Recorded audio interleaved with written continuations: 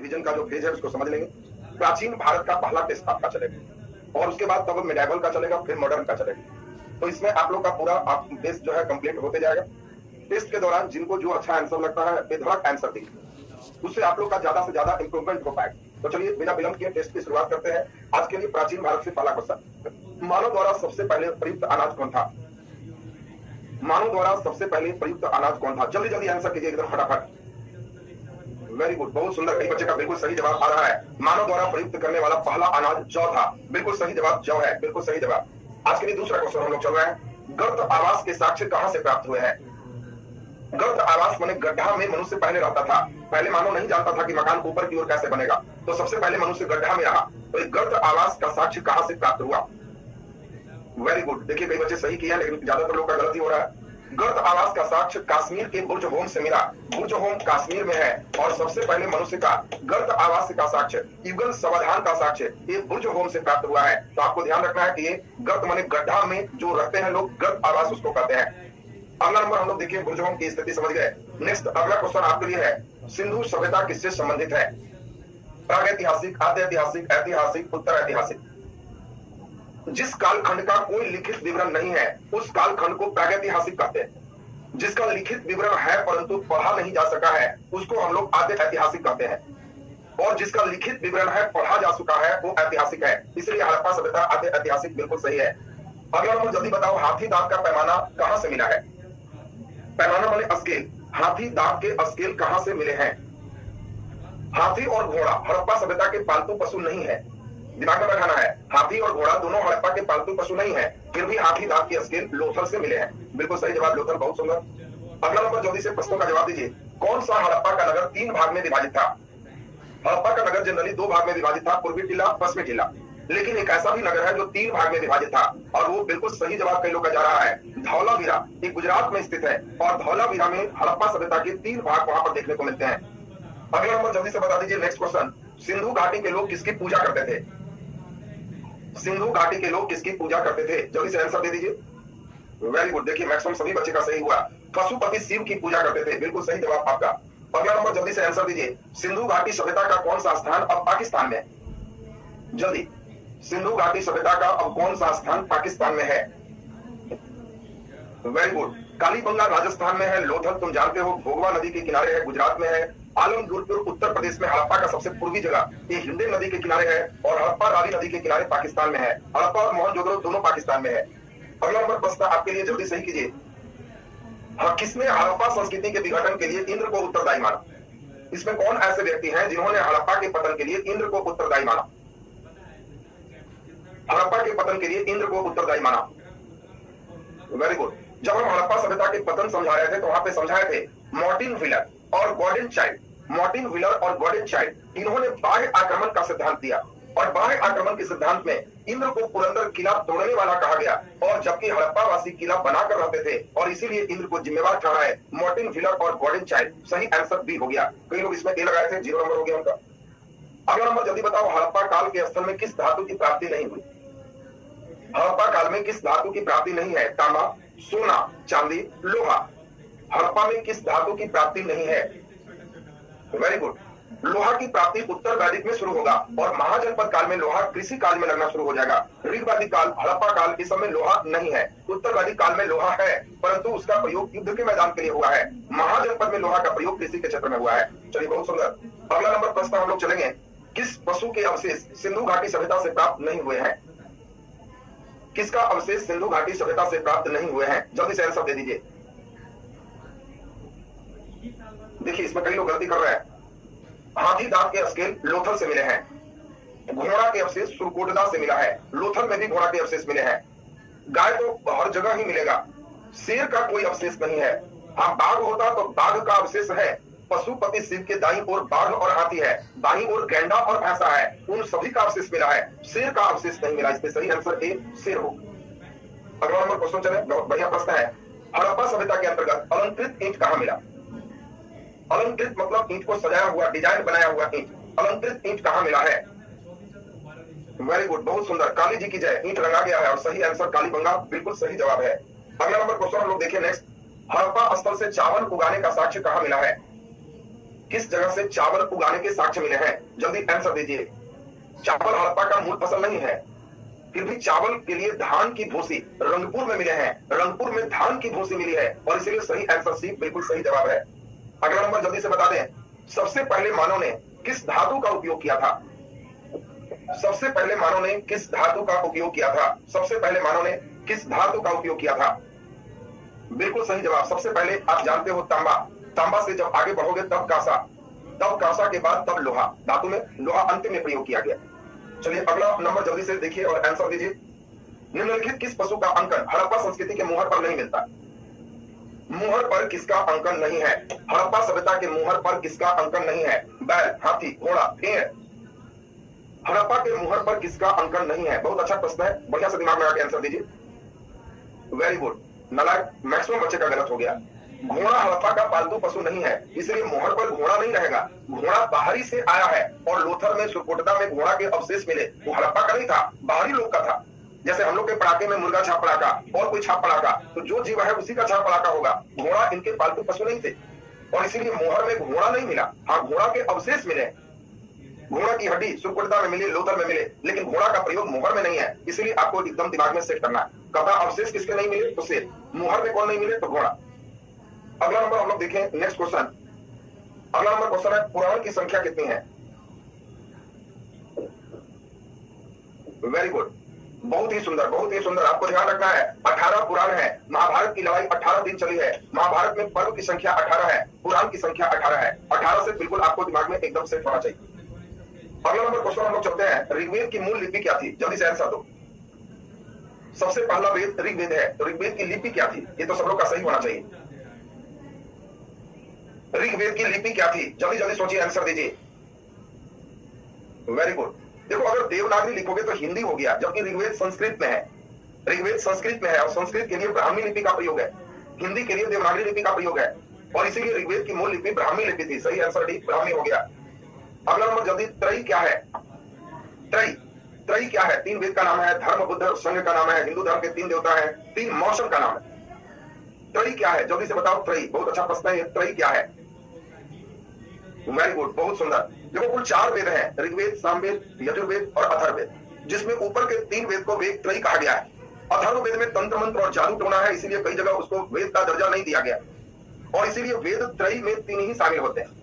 और वो 3 कौन कौन हो गए? ऋग्वेद, सामवेद और यजुर्वेद। इसीलिए त्रयी 3 वेदों का नाम है। अथर्ववेद वेद त्रयी में शामिल नहीं है। अगला नंबर जल्दी से बता दीजिए, यज्ञ संबंधी विधि विधान का पता किससे चलता है? यज्ञ संबंधी विधि विधान का पता किससे चलता है? जल्दी से आंसर दीजिए। यज्ञ संबंधी विधि विधान या कर्म कांडीय ग्रंथ कौन है? बिल्कुल सही है, यजुर्वेद में मुख्य रूप से कर्म कांडीय ग्रंथ है। कर्म कांड यज्ञ संबंधी बातों की चर्चा है। बहुत सुंदर। अगला नंबर, किसका संकलन ऋग्वेद पर आधारित है? जल्दी से आंसर दीजिए। किसका संकलन ऋग्वेद पर आधारित है? जल्दी से आंसर दें। Very good. सामवेद के अधिकांश मंत्र ऋग्वेद से ही लिया गया है और उसी को संगीत में किया गया है। सही आंसर सामवेद, बिल्कुल सही जवाब। अगला, गायत्री मंत्र की रचना किसने की थी? जल्दी से आंसर दे दीजिए। गायत्री मंत्र की रचना किसने की थी? Very good. गायत्री से ध्यान रखना, त्रि माने 3 तीसरे मंडल में ऋग्वेद में है और त्रि में भी त्रि विश्वामित्र, यहाँ भी त्र है, तो इसलिए गायत्री तो विश्वामित्र और त्रि माने 3 ऋग्वेद के तीसरे मंडल से लिया गया है। तो सही आंसर आपका बी बिल्कुल सही जवाब है। अगला नंबर क्वेश्चन आपके लिए है, ऋग्वेद क्या है? श्रुतों का संकलन, कथाओं का संकलन, शब्दों का संकलन, युद्ध का ग्रंथ है। ऋग्वेद क्या है? जल्दी जल्दी आंसर करो फटाफट। क्वेश्चन देखिए और आंसर कीजिए। Very good. ऋग्वेद में मुख्य रूप से सूक्तों का संकलन है, मंत्रों का संकलन है और इसीलिए सूक्तों जो देखा है उसके कहने का सेंस सूक्तों का संकलन है और इसीलिए ऋग्वेद सूक्तों का संकलन ये सही जवाब है। अगला नंबर जल्दी बताइए, किस वेद में सभा और समिति को प्रजापति की 2 पुत्री कहा गया है? प्रजापति के 2 पुत्री सभा और समिति को किस वेद में कहा गया है? Very good. उत्तर वैदिक काल में जब अथर्ववेद है तो अथर्ववेद में कहा गया कि 3 देव की कल्पना है, उसी में प्रजापति ब्रह्मा को कहते हैं और इसके 2 पितृ सभा और समिति को कहा गया। डी जवाब, बिल्कुल सही जवाब। अगला नंबर जल्दी से आंसर दे दीजिए, 10 रागिया युद्ध किस नदी के किनारे लड़ा गया? जल्दी जल्दी आंसर दीजिए। 10 रागिया युद्ध किस नदी के किनारे लड़ा गया? वेरी गुड, मैक्सिमम बच्चे सही किए। 10 रागिया युद्ध में एक तरफ से हम लोग देखे थे भरत कुल का राजा सुदास था और दूसरे तरफ अन्य 10 राजा थे। विश्वामित्र को हटाने को लेकर के लड़ाई हुई थी। वशिष्ठ को रख लिए थे सुदासने और इसीलिए एक परुष की रावी नदी के किनारे लड़ा गया। ये जवाब बिल्कुल सही जवाब आप लोग का है। अगला नंबर जल्दी बताइए, वैदिक कर्मकांड में होता का संबंध किससे है? होता का संबंध किससे है? जल्दी, वैदिक कर्मकांड में होता का संबंध किसमें है? Very good. ऋग्वेद के गाने वाले पुरोहित को ही होता कहते थे, सामवेद के गाने वाले पुरोहित को उद्गाता कहते थे। जल्दी तुम बता दो, यजुर्वेद गाने वाले पुरोहित को क्या कहते थे? नाम बताओ जल्दी से। ऋग्वेद को गाने वाला पुरोहित होता, सामवेद को गाने वाला पुरोहित हम लोग देखिए उद्गाता, यजुर्वेद को गाने वाला पुरोहित जल्दी बता दो अथर्ववेद। Very good. और अथर्ववेद को गाने वाला पुरोहित जल्दी से बता दीजिए। अथर्ववेद को गाने वाला पुरोहित जल्दी से बताइए। ये बहुत अच्छा प्रश्न है, जल्दी जल्दी जल्दी जल्दी। सुधीर जी का कुछ सही लग रहा है, जल्दी बाकी लोग बताइए जल्दी से। वेरी गुड, बहुत बढ़िया।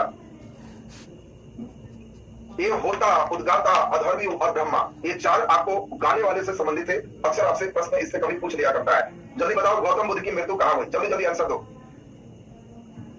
गौतम बुद्ध की मृत्यु कहां हुई? Very good. कई बार अच्छा क्वेश्चन रहेगा तो मल भी दे देगा। मल की राजधानी कुशीनगर थी और सी जवाब बिल्कुल सही जवाब। वेरी गुड, बहुत अच्छा आप लोग आंसर दे रहे हो। अगला नंबर जल्दी से बता दीजिए, गौतम बुद्ध के कौन सा जगह ब्रह्म ज्ञान की प्राप्ति हुई? किस जगह गौतम बुद्ध को ब्रह्म ज्ञान की प्राप्ति हुई? जल्दी आंसर दीजिए। Very good. ज्ञान की प्राप्ति बोध गया में हुआ। प्रथम उपदेश उन्होंने सारनाथ में जाकर दिया और इसीलिए बोध गया बिल्कुल सही जवाब आपका है। अगला नंबर जल्दी बता दीजिए, जातक किसका पवित्र ग्रंथ है? जातक किसका पवित्र ग्रंथ है? Very good. गौतम बुद्ध के पूर्व जन्मों की कहानी जातक में मिलता है और ये बौद्ध धर्मों का पवित्र ग्रंथ है। बिल्कुल सही जवाब आपका है। अगला नंबर जल्दी बता दो, बौद्ध धर्म के प्रचार प्रसार के लिए कौन सी भाषा का प्रयोग किया? बौद्ध धर्म अपने प्रचार प्रसार के लिए किस भाषा का प्रयोग किया? बिल्कुल सही। बौद्ध धर्म होगा तो पाली होगा, जैन धर्म होगा तो प्राकृत होगा और ब्राह्मण धर्म होगा तो संस्कृत होगा। और जब मध्यकाल आएगा भक्ति सूफी आंदोलन, तो भक्ति आंदोलन में फिर हिंदी का प्रचार प्रसार हो। ब्राह्मण के समय से फिर हिंदी हो जाएगा। तो इसलिए बौद्ध धर्म बिल्कुल पाली भाषा, बिल्कुल सही आपने बताया। चलो जल्दी बताओ, बुद्ध के उपदेशों का संग्रह कहाँ है? जल्दी आंसर दीजिए। बुद्ध के उपदेशों का संग्रह कहाँ है? देखो, त्रिपिटक आपको समझाए थे। पिटक मीन्स टोकरी होता है और त्रिपिटक में आपको बताए थे विनय पिटक। इसमें समझाया गया है कि कोई भी बौद्ध धर्म से संबंधित भिक्षु भिक्षुण के आचार संहिता की बात विनय पिटक में है। गौतम बुद्ध का उपदेश शुद्ध पिटक में है और बौद्ध धर्म का फिलॉसफी अभिधान पिटक में है और इसीलिए तीनों मिलाकर त्रिपिटक कहलाता है। सही आंसर भी मैक्सिमम बच्चे लगाए हैं और सही जवाब है। बुद्ध के समकालीन कौन थे? जल्दी, अच्छा क्वेश्चन है, आंसर दीजिए। निम्नलिखित में बुद्ध के समकालीन कौन थे? समकालीन का मतलब है जो बुद्ध के समय हो उनको समकालीन कहते हैं। कौन बुद्ध के समय थे? वेरी गुड, बहुत ही सुंदर, बिल्कुल सही जवाब कन्फ्यूशियस। एक बुद्ध के समकालीन थे, बुद्ध के समय थे और सही जवाब कन्फ्यूशियस, बिल्कुल सही जवाब है। अगला नंबर जल्दी बता दीजिए, बुद्ध के उपदेशों का मुख्य संबंध किससे था? एक ही भगवान में विश्वास करना, कर्म कांडों के व्यवहार करना, भक्तिवाद, विचार और चरित्र की शुद्धता। बुद्ध के उपदेशों का संबंध किससे था? जल्दी जल्दी आंसर देंगे। बुद्ध के उपदेशों का मुख्य संबंध किससे था? वेरी गुड, बहुत ही सुंदर जवाब। आपको मालूम है कि बुद्ध कभी नहीं कहा कि भगवान होते हैं। कर्म कांड माने ही नहीं, भक्ति माने जल चढ़ाना माने ही नहीं। बुद्ध सिर्फ 10 आचरण पर ध्यान दिए और इसीलिए अष्टांगिक मार्ग और 10 से विचार और चरित्र की शुद्धता पर ध्यान दिए और इसीलिए सही आंसर ए, बिल्कुल सही जवाब। अगला नंबर जल्दी से देखिए, आजीवक संप्रदाय के संस्थापक कौन थे? आपको याद है कि बिंदुसार आजीवक संप्रदाय को माने।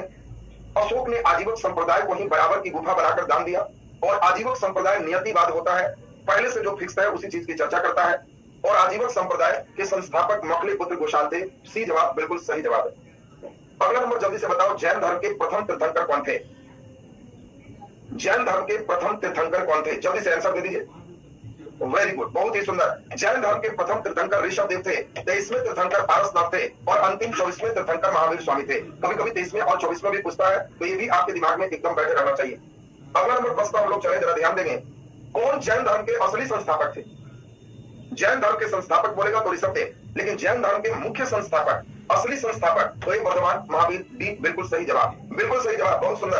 अगला नंबर प्रश्न का आंसर दीजिए, जैनवाद में पूर्ण ज्ञान को किस रूप में उल्लेख किया गया है? आपको पूरा ज्ञान मिल गया तो इसको जैन धर्म में क्या कहा गया? Very good. देखो, बौद्ध धर्म में ज्ञान प्राप्ति को निर्वाण कहते हैं और मृत्यु को महानिर्वाण कहते हैं, महापरिनिर्वाण।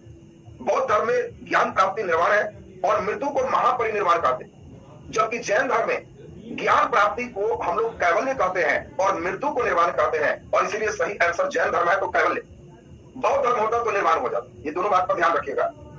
अगला नंबर प्रश्न हम लोग देखें तो सही करें। महावीर और बुद्ध दोनों किसके शासन काल में उपदेश दिए?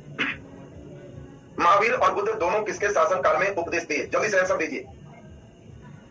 हर्यक वंश के संस्थापक बिंबिसार थे और दोनों बिंबिसार के समय उपदेश दिए। अजात शत्रु के समय गौतम बुद्ध की मृत्यु हुई और अजात शत्रु ने ही राजगीर में प्रथम बौद्ध संगीति का आयोजन किया था। अगला नंबर क्वेश्चन हम लोग चले। बौद्ध धर्म और जैन धर्म के पर्याय हैं, मतलब ज्यादा ध्यान किस चीज पर दिए? अहिंसा, हिंसा, त्रिरत्न, सत्य। बौद्ध धर्म और जैन धर्म अहिंसा के पर्याय हैं और बिल्कुल आप में से अधिकांश बच्चे ये सही जवाब दे रहे हैं। अहिंसा मेन इनका थ्योरी है और ये सही आंसर ये हो गया, बिल्कुल सही। अगला नंबर जल्दी बताओ, सिक्कों के अध्ययन को क्या कहते? जल्दी बताइए, बहुत अच्छा क्वेश्चन है। सिक्कों के अध्ययन को क्या कहते? Very good. इतिहास के अध्ययन हिस्टोग्राफी, पुरातत्व के अध्ययन आर्कियोलॉजी, अभिलेख के अध्ययन एपिग्राफी, सिक्का का अध्ययन न्यूमिस्मेटिक्स जिसको मुद्रा शास्त्र कहते हैं, न्यूमिस्मेटिक्स। बिल्कुल सही जवाब, मुद्रा शास्त्र, बिल्कुल सही जवाब। अगला नंबर जल्दी से आंसर दे दीजिए। शिशुनाग ने अपनी राजधानी कहां बनाई थी? शिशुनाग ने अपनी राजधानी कहां बनाई थी? जल्दी से आंसर दीजिए। आप सभी को याद है कि बिंबिसार और अजात शत्रु की राजधानी राजगीर थी। अजात शत्रु ने गंगा सोन के संगम पर सैनिक छावनी के रूप में पाटलिपुत्र की स्थापना किया। उद्यन अपनी राजधानी पाटलिपुत्र लेके चला आया और शिशुनाग अपनी राजधानी गंगा पार वैशाली लेके चले गए और इसी के वंश में कालाशोक फिर वैशाली से पाटलिपुत्र लेके चला आया और इसीलिए शिशुनाग के समय वैशाली दिमाग में सेट रखना है। अगला क्वेश्चन आपके लिए, प्राचीन काल में किस जनपद की राजधानी उज्जैन थी? जल्दी आंसर दीजिए। उज्जैन किसकी राजधानी थी? पाटलिपुत्र, उद्यन नहीं बनाया पाटलिपुत्र, अजात शत्रु बनाया सैनिक छावनी के रूप में। जल्दी बता दीजिए। उज्जैन, वेरी गुड, बिल्कुल सही जवाब। अवंती की राजधानी उज्जैन, बिल्कुल सही जवाब। अवंती की राजधानी उज्जैन, बिल्कुल सही जवाब है। बताओ, अलेक्जेंडर ने भारत पर आक्रमण कब किया था? अलेक्जेंडर का मतलब सिकंदर। सिकंदर भारत पर आक्रमण कब किया था? आपको याद होना चाहिए, 3 दूनी 6 सिकंदर भारत पे आ गया। पढ़ना पढ़ना, 3 दूनी 6 सिकंदर भारत पे आ गया। और जिस समय सिकंदर भारत पे हमला किया था उस समय नंद वंश के धनानंद का शासन था और व्यास नदी के किनारे सिकंदर की सेना आगे बढ़ने से इनकार कर दिए। सिकंदर का अंतिम पूर्वी बॉर्डर व्यास नदी हो गया। ये सब आपको ध्यान रखना है। लौटते समय 323 ईस्वी पूर्व में बेबीलोन में सिकंदर की मृत्यु हो गई। तो सिकंदर से कई बात आपको पूछे जाते हैं। अगला नंबर क्वेश्चन आपको बताना है, कौन सी नदी सिकंदर के भारत आक्रमण का पूर्वी सीमा? अभी समझाए थे। सिकंदर का पूर्वी सीमा कौन सा नदी था? Very good. व्यास नदी से आगे बढ़ने से सिकंदर की सेना ने इनकार कर दिया और व्यास नदी सिकंदर का पूर्वी सीमा था, बिल्कुल सही जवाब। तो ये तो आज हम लोग जो चले, ये था हड़प्पा, ऋग्वैदिक, उत्तर वैदिक, थोड़ा महाजनपद। अगले दिन कुछ महाजनपद, मौर्य, मौर्योत्तर, गुप्त, गुप्तोत्तर। इतना पढ़ के रेडी रहिएगा। अगले दिन फिर आपका लगभग आज 50 क्वेश्चन का सेट लगा है। अगले दिन फिर 50 क्वेश्चन का आपका सेट लगेगा और तब एंशिएंट का काम कंप्लीट, उसके बाद मध्यकाल का मिडाइवल का आपका स्टेप शुरू हो जाएगा। तो आज का क्लास अभी आपका इतना ही। नेक्स्ट क्लास कल तो 1 ही घंटे होगा, परसों फिर 2 घंटे आपका हो जाएगा और इसी अनुसार से आपका क्लास चलते रहेगा। तो आप सबको खूब बढ़िया से जो भी प्रश्न होता है आंसर दीजिए, कंसेप्ट को समझिए